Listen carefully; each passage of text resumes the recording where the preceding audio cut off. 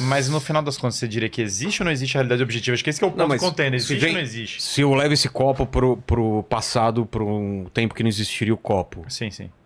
Ou aquela ideia que o pessoal fala que os primeiros... Os indígenas olharam pro mar e não viram as caravelas.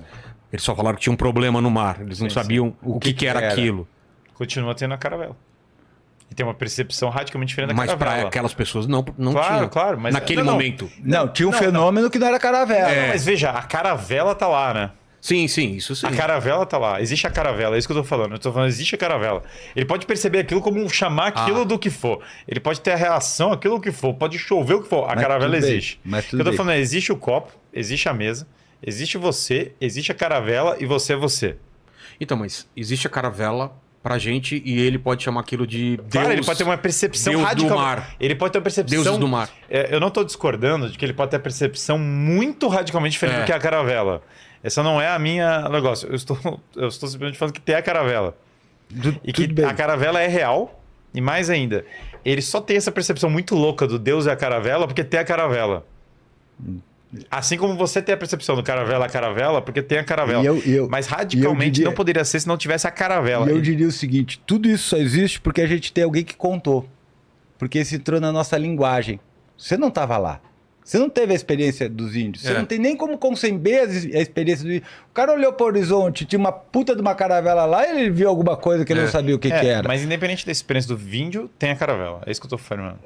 E aí tem a caravela ou não tem? Eu vou dizer que tem o relato da caravela. Mas não tem a caravela. Que é o relato dos índios. Então, mas eu posso ser um pouco mais... Posso afinar um pouco mais isso, que o azul não existia na linguagem de alguns povos também. E ele chamava aquilo de verde alguma coisa, até que alguém falou, não, verde é até aqui, aqui é azul e aqui é... De novo. Por acidente, mas veja só como a caravela atravessou o mar. E se a caravela bateu no índio, ela bateu no índio e ele morre. Chamando de Deus, chamando de caravela, chamando de charuto, quando passa a desgraça da caravela em cima, a caravela afunda, ela afunda. Nem sei mais do que a gente tá falando. Mas olha só, a gente tá falando... A gente tá falando se existe uma realidade objetiva ou não. Isso. Eu acho que não, né? E a realidade... Acho que não tem mundo objetivo. Tipo, você não existe, no final das contas. Não, você existe. Mas existe como uma experiência... como uma percepção de alguém. Como uma experiência individual. Se você deixar... Se eu morrer hoje... Pra mim, o mundo acabou. É impossível a gente dizer que a gente não tá numa simulação. Eu tô dizendo que é bem possível. Um jeito muito simples é entrar na luta de Gil. Rapidamente a simulação acaba. Ela fala, não, mas é que a simulação ela pega a luta de jiu-jitsu e fala, cara, tudo bem, mas vamos lá. A simulação, olha só o problema da simulação. Ela se comporta sempre com os mesmos paradigmas, eles são todos objetivos, ele tem uma série de princípios metafísicos e lógicos que se comportam igualzinho. Esses princípios são toda hora, você quebra a cara com os negócios, você levanta o peso não levanta. Mas se isso tudo é uma simulação... Se isso tudo é uma simulação, entre aspas, a simulação é tão boa que ela é o que a gente chama de realidade. Só que aí a realidade e a simulação são a mesma coisa, pô. Aí, Guilherme... Porque a simulação é o real. Alguém criou o real. Aí a gente tá entrando... O cara que criou vai falar que não. O cara que criou é o próprio Deus, é a mesma coisa. Aí a gente tá entrando num problema que eu acho que a gente tem que ter clareza. Porque, por exemplo, eu não tô dizendo que não existe um dado objetivo. Sim. Não estou dizendo isso. Estou dizendo que o dado objetivo é um dado consensual. Você está dizendo que a gente não tem acesso a ele? Não. Você está dizendo que isso. Tem o dado? Não, eu estou dizendo que o dado objetivo é um dado consensual. Então, por exemplo, você vai lá para o jiu-jitsu, determinadas regras, determinadas coisas... Sim, você está falando que eu tenho a experiência do negócio. O que eu estou dizendo é que essa experiência me indica que existe uma realidade por trás da minha experiência. Mas essa experiência ela só existe porque ela é uma experiência para você.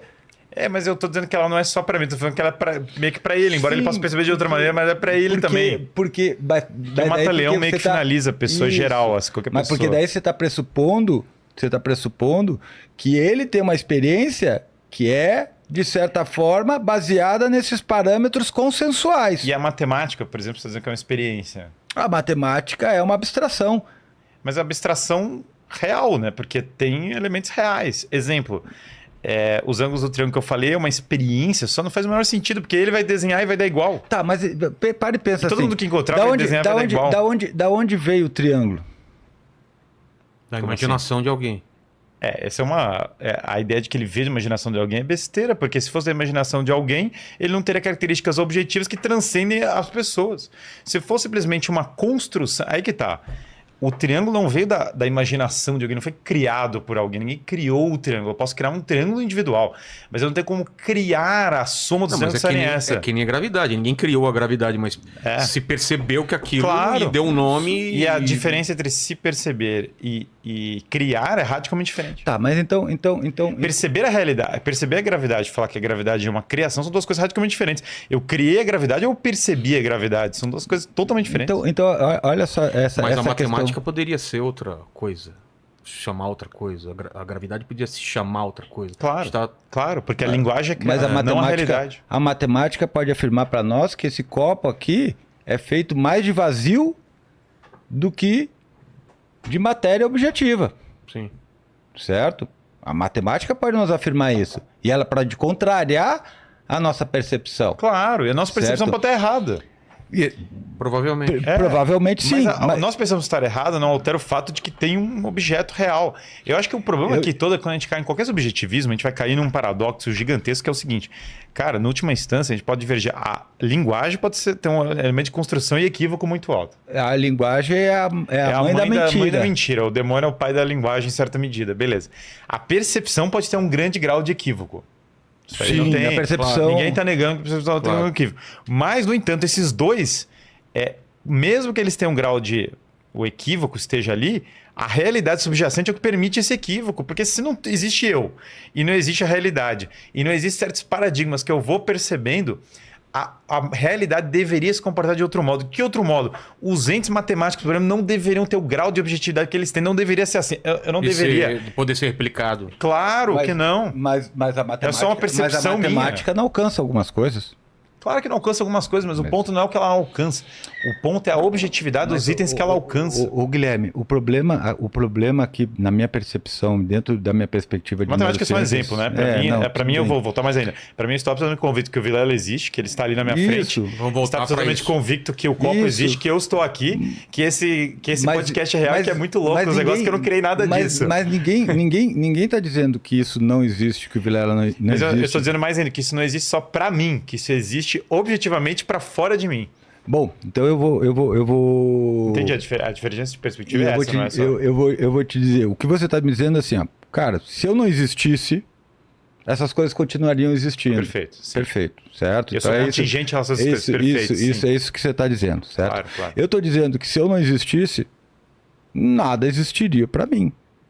Você está falando da perspectiva... do observador. Da experiência. Porque sem observador, não tem experiência. Essa frase, ela... Só um minutinho. É falsa do seguinte ponto de vista. Do ponto de vista da experiência, se você não existisse, nada seria percebido por você. Mas é um ponto de vista distinto do ponto de vista das coisas. Do ponto de vista do Vilela, se eu não existisse, ele continuaria existindo. Aí que é a questão. As coisas, elas podem ou não ter um ponto de vista. O Vilela pode ter um ponto de vista que ele pode me comunicar pela linguagem. Claro. E daí de nova linguagem. Mas, por exemplo, eu sei que isso existe objetivamente porque existe uma série de interações energéticas que permitem eu identificar e referir isso. Certo? Então são a partir dessas interações energéticas que eu consigo produzir e detectar essa realidade existente externa. Eu não estou dizendo que a realidade não existe, não estou dizendo que o copo não existe, que você está alucinando numa câmera com um computador estimulando o teu cérebro. Sim. Mas se você não está dizendo que não é um delírio, você diz que existe uma realidade ou não? Bom, delírio é quando... Existe uma realidade só para você ou existe uma realidade para além de você? Em outras palavras, o que eu falei agora, você concorda ou não? Se eu não estivesse aqui, continuaria existindo tudo isso aqui? Existe uma realidade para mim e existe uma realidade para você. E sem nós dois... Daí existe uma realidade pro Vilela. Sem nós três, esse elemento material aqui em volta continuaria subsistindo, sem ninguém percebendo ele, no entanto, ele aqui... Aí eu vou só lançando mão da explicação do Berkeley. Aquela coisa E aquela coisa do... Se uma árvore cair no meio da floresta... Essa é a questão do Berkeley. Pressupondo que... Existe som? Ele vai dizer sim, porque Deus está lá para ouvir. Mas eu acho isso um gap. Pra mim tem o sonho, porque o ar se movimenta, entendeu? Eu não sei, meu. Pra mim, eu sou muito cético. Olha, isso que é louco. Você tá falando que você é um ateu. Não, eu não sou ateu, eu sou cético. Você é cético em relação ao cristianismo. Eu sou. Não, eu sou cético em relação até à ciência, inclusive. Claro. Que eu acho um ceticismo bastante saudável. Eu acho que um grau de ceticismo alto é muito grande. E eu, enfim, sou o cara que eu acredito em Deus, sem dúvida. Mas você chegou e falou, pô, Deus tá ouvindo. Eu falei, cara, não, eu acho que tá existindo um copo, porque tem o copo mesmo, entendeu? Até é engraçado, sim. Porque... Não, embora... a resposta é que o som existe mesmo que não tem alguém lá, vai se produzir som. Me parece que sim. Sim, é isso. Ele discorda. Eu diria que tem vibrações das camadas de ar. São ondulações e vibrações da camada do ar. Mas sim, isso que é a o gente som. chama de som. Isso, porque tem sons que a gente não tá ouvindo. Mas você diria que sem ninguém para perceber, continuaria vibrando as camadas de ar? Você precisa de alguma coisa para detectar. Por exemplo, matéria escura. Matéria escura. Matéria escura existe? Energia escura existe? Existe alguma coisa que a gente chama disso porque a gente vê o efeito dela. Raio ultravioleta existe? Existe porque a gente consegue ver o efeito disso em algum aspecto. Então, para alguma coisa existir, é isso que eu estou colocando. Não estou dizendo que isso não existe subjetivo. Essa live existe porque ela precisa ter uma experiência por trás disso. Para afirmar a existência de alguma coisa, você precisa ter essa experiência. Essa experiência pode ser individual, particular. Aqui eu acho que a divergência é grande, porque eu afirmaria o oposto. Para você poder afirmar qualquer coisa, tem que ter a coisa. Senão você não conseguir afirmar e ter experiência individual sobre nada. Para você afirmar qualquer coisa, você tem que existir. Senão você não tem como afirmar. Aí é o problema da diferença fundamental entre a filosofia clássica e a moderna mesmo. É que não tem... É o ponto de inflexão. Penso, logo existo. Ou existo, logo penso. As duas coisas são bem diferentes. E na filosofia clássica, claramente a resposta é existo, logo penso. Porque você só consegue pensar se você existir. Isso, exatamente. Na filosofia moderna é penso, logo existo. Eu penso e a minha percepção me permite uma certa existência. São duas frases muito diferentes. Mas você vê como a gente, na verdade, está tendo um ruído na nossa comunicação. Sim. Porque eu estou dizendo exatamente isso. Sim. Existo, logo penso. Então, sim, o que eu estou afirmando é o seguinte... Existe uma experiência. Acabou. Existe uma experiência. Mas então, eu tô falando existe você pode afirmar da experiência individual, né? Porque você está partindo da seguinte pressuposto. Bom, se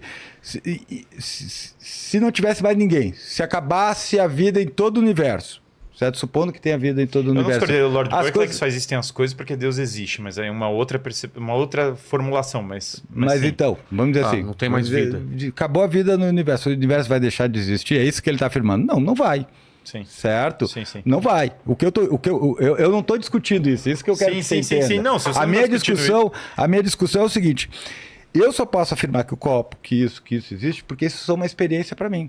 A gente só pode afirmar que o universo está se expandindo porque a gente descobriu um jeito de detectar essas coisas, certo? A ciência, ela é sempre positiva. Isso é muito importante, né? A ciência, ela não nega absolutamente nada. Nunca. Por quê? Porque ela só pode afirmar. E aí, como é que ela pode afirmar as coisas? Porque a ciência depende de uma experiência. Sim. Se você conseguir promover uma experiência que faça com que aquilo surja, então aquele passa a existir. O átomo existe? Bom, talvez não no modelo que a gente está acostumado com aquela bolinha e as outras relacionadas.